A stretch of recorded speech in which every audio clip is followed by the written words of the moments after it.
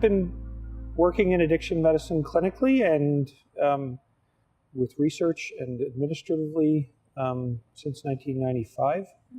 And I kind of came into addiction medicine because I previously had done some research training in neuroscience and pharmacology, finished medical school, and I was looking for an area of practice where I could draw on that neuroscience and pharmacology knowledge and do clinical work and research together around the same topic, and also an area of medicine that I would find rewarding. And I found addiction medicine to be extremely rewarding because when people have problems with substance use, it can really destroy many parts of their life, and effective treatments help them to re-engage with society, with their family, to really find themselves and a purpose for the life again. So you have the opportunity to see really dramatic positive changes in people. Addiction affects people physically, mentally, psychologically, in terms of their relationships and their spirituality or their sense of who they are, their purpose in life. And effective treatment for substance use disorders addresses all 5 of those aspects of a person's life: their mental, physical, social, psychological, and spiritual life. It's a complicated type of health condition, more complicated than many other health conditions because of how it intersects all the different aspects of human life. And effective treatments have to therefore combine medications with counseling and developing new relationships, and really trying to help a person develop skills that they can apply to enjoy life, to lead a fulfilling, healthy life without the use of substances. Well, I think spirituality has always been an important part of my own life, even before I started as a professional. And in the addiction field, there's a stronger tradition of thinking about spirituality.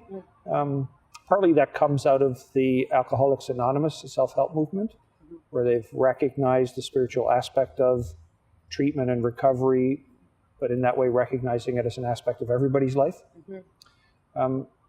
In reality, I think for everybody, with or without substance use disorders, that's an important part of life, and we need to think about how we can be fulfilled in that aspect of our life in order to be fully healthy. So I'm glad that I'm in a field of medicine where that's recognized and where we have approaches to try and help people. It is difficult in a secular society, a diverse society, to talk about it in a way where you don't put people off or suggest some sort of narrow perspective on spirituality. Canada is such a diverse society that there are people with all different approaches or thoughts about it for themselves. And so we need to include it in treatment in a way that allows space for that diversity. The programming at Greenstone has several aspects that help in respect to spirituality, including some that talk about mindfulness. We have yoga classes that are available for the clients while they're here. We have other opportunities for them to learn about meditation and a range of different ways in which they can think about what spirituality means for them and how they can have activities to help strengthen that part of their life. So for some people, it's just walking around the beautiful 40-acre property and seeing the trees and the birds and the wilderness. For some people, it's incorporating physical activity that helps them to focus on the moment and to clear their mind of the past and future in a way that helps reduce their anxiety.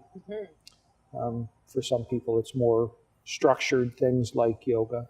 We try and encourage people to learn to recognize what emotions they're having and to develop skills to express those emotions in a healthy way.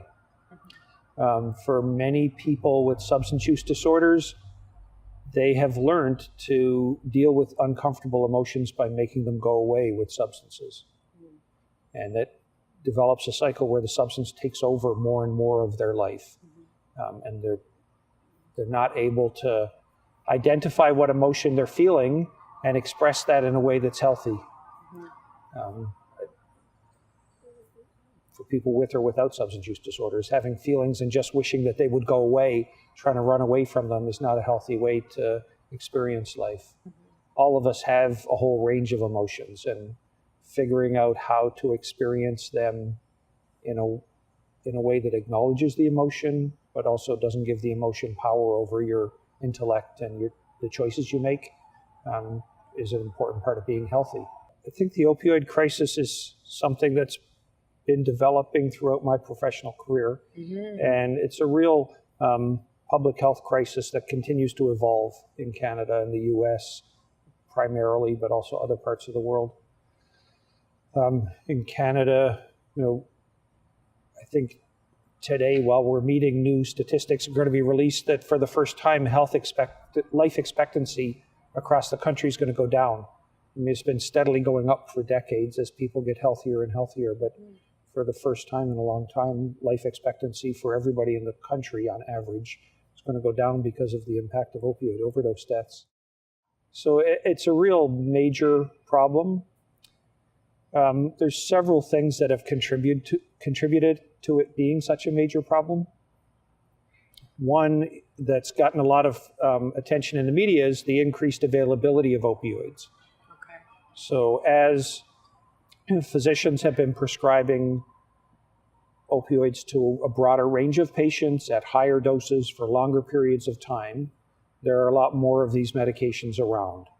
And that has meant that more young people started using them because they got them from their parents' medicine chest or from friends. More young adults have been able to become dependent on them. More of them are sold and bought on the street. So it's not just people who are patients who are prescribed opiates that have developed problems, but the wider availability has meant an increase in the number of people with problems related to opioids. Over the last several years, there's been attention to this overprescribing, and it's started to turn around. And that's a positive thing in the sense that it, over time, will help fewer and fewer new people develop problems with opioids. Right.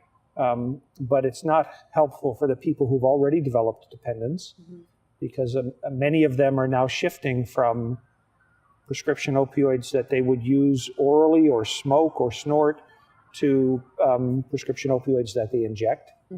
So the injection drug use numbers have been dramatically increasing, and also shifting from prescription medications to illegally produced medications, including powdered fentanyl and fentanyl analogs that are many times more potent than the prescription opioids. So potent that very small amounts can make the difference between the amount that they would use to get high and the amount that can cause an overdose death. And so overdose deaths have been dramatically escalating in the last 2 or 3 years, driven by illicit fentanyl.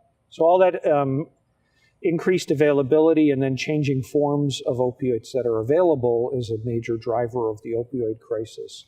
But I think behind that is the vulnerability in society for substance use disorders that the increased availability of opioids exposed. So as society has become,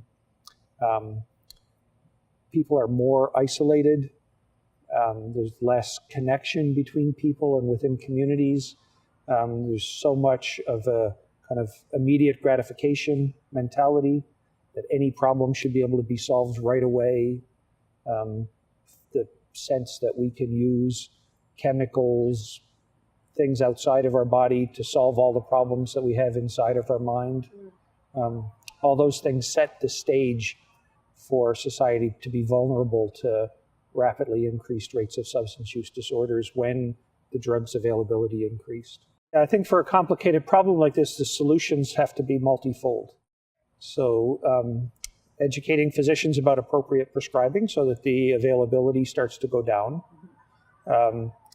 Making sure that treatment is readily available and accessible and effective evidence-based treatments, so that people can get help as soon as they're ready to accept that help, and the help they get actually works. Other things like supervised injection facilities, supervised consumption, help to prevent people from dying while they're still using and not ready to go to treatment. Mm-hmm. They also actually help to increase the rate at which people go into treatment, because at needle exchange sites and supervised injection sites, the staff can develop relationships where as soon as a person starts to think about treatment, they get information about where to go and support to get there. And then the distribution of naloxone, a drug that immediately reverses opioids, has been very helpful, so that any patient, any family member, really anybody in society who might come upon somebody with an overdose has the antidote there to give them right away and save that person's life. Because somebody who's died is never going to be able to go to treatment and get the help that would help them to stop using drugs. Because one of the drivers of substance use disorders is when people are isolated, that any opportunities to develop relationships can be a path to helping them to change their life when they're ready. And then also thinking about the structural issues like systemic racism, poverty, housing problems, mm-hmm. homelessness or marginally housed people, lack of opportunity for employment, educational systems where certain parts of the population don't mm-hmm. really develop the opportunities that they ought to have. Greenstone is a residential addiction treatment facility. Mm-hmm. It means that people come and stay here for 30 days, 45 days, 60 days. We're able to individually arrange the length of the treatment to match their needs. Initially, everyone comes into a stabilization unit where we assess their physical health, whether or not they have withdrawal, whether they need medications in order to be healthy enough to start to participate in the program. Mm-hmm. In addition to looking at the physical health and the physical impact of their substance use, we try and assess their mental health and what psychological factors might have contributed to them using substances or that may need to be addressed for them to participate in the program. Once they've been appropriately stabilized, then they move into a different part of the facility where they have individual housing. It's almost like a resort. Mm-hmm. And as I mentioned earlier, we have about 40-acre property with lots of greenery and water and animals and birds and so forth. So throughout their whole stay, they get good quality food, nice comfortable housing, and then they have the opportunity to participate in programming. The programming also can be individualized to the person's needs.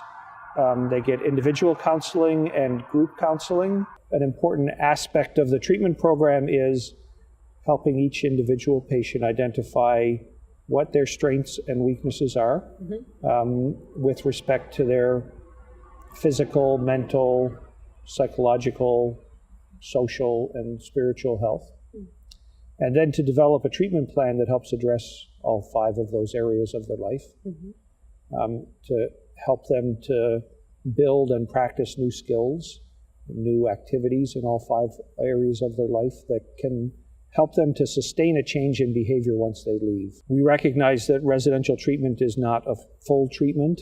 It's not as if somebody comes here and in a month they're cured and they never need any kind of treatment or support afterwards. Right.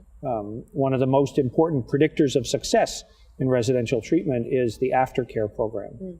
And so throughout the whole time somebody is here, we're also helping them plan what they're going to do after they leave in order to sustain and build on the changes that they've made here. Everybody who comes included in their treatment gets 6 sessions of aftercare done either in person or by video conference with a psychologist through this support network. Mm. So that's available to everybody as part of the program and helps with some of the aftercare.